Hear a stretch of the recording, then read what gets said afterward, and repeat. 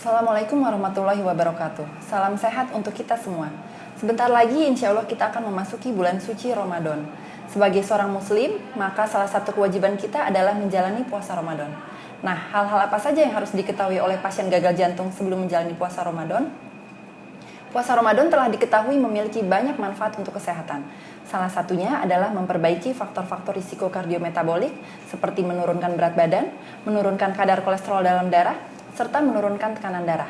Namun, ada hal-hal yang perlu diperhatikan bila pasien gagal jantung ingin menjalani puasa Ramadan. Bila pasien berkeinginan untuk puasa, maka kita perlu menilai risiko pada pasien. Apakah termasuk risiko rendah atau sedang, risiko tinggi, atau bahkan risiko sangat tinggi. Kita juga perlu memperhatikan usia, apakah pasien renta atau tidak, bagaimana riwayat puasa di bulan Ramadan tahun sebelumnya, apakah ada masalah atau tidak, serta adanya penyakit penyerta lain yang juga dapat mempengaruhi kondisi pasien. Pada pasien dengan risiko tinggi ataupun sangat tinggi, maka sebaiknya tidak menjalani puasa Ramadan.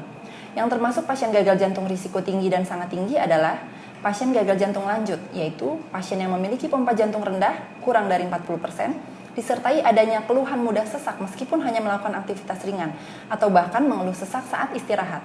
Adanya riwayat perawatan di rumah sakit dalam 6 bulan terakhir karena gagal jantung yang tidak terkontrol, serta kapasitas fungsional yang tidak baik, yang ditandai dengan jarak tempuh berjalan selama 6 menit, kurang dari 300 meter. Bagi pasien gagal jantung yang ingin menjalani puasa Ramadan dan termasuk risiko rendah, maka ada beberapa hal yang perlu diperhatikan. Yang pertama, pasien sebaiknya melakukan konsultasi ke dokter 1 bulan sebelum menjalani puasa Ramadan. Hal ini bertujuan untuk menilai risiko pasien bila menjalani puasa Ramadan, serta penyesuaian jenis dan dosis obat-obatan gagal jantung. Yang kedua, waspada terjadinya dehidrasi selama menjalani puasa. Oleh karena itu, pastikan mengonsumsi cairan yang cukup saat sahur dan buka puasa. Bila mengonsumsi obat diuretik yang membuat buang air kecil lebih banyak, konsultasikan terlebih dahulu ke dokter Anda terkait dosis dan waktu pemberian obat tersebut untuk mencegah terjadinya dehidrasi saat puasa. Yang ketiga, sebagian besar obat-obatan gagal jantung memberikan efek penurunan tekanan darah.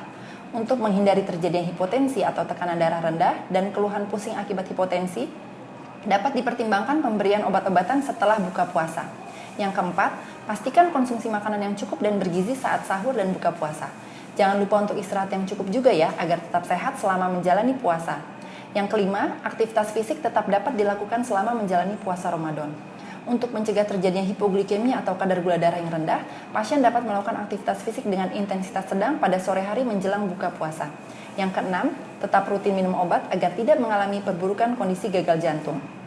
Bila selama menjalani puasa Ramadan didapatkan keluhan, segera berkonsultasi dengan dokter Anda. Selamat berpuasa, semoga Allah Subhanahu wa Ta'ala menerima amal ibadah kita di bulan Ramadan. Wassalamualaikum warahmatullahi wabarakatuh.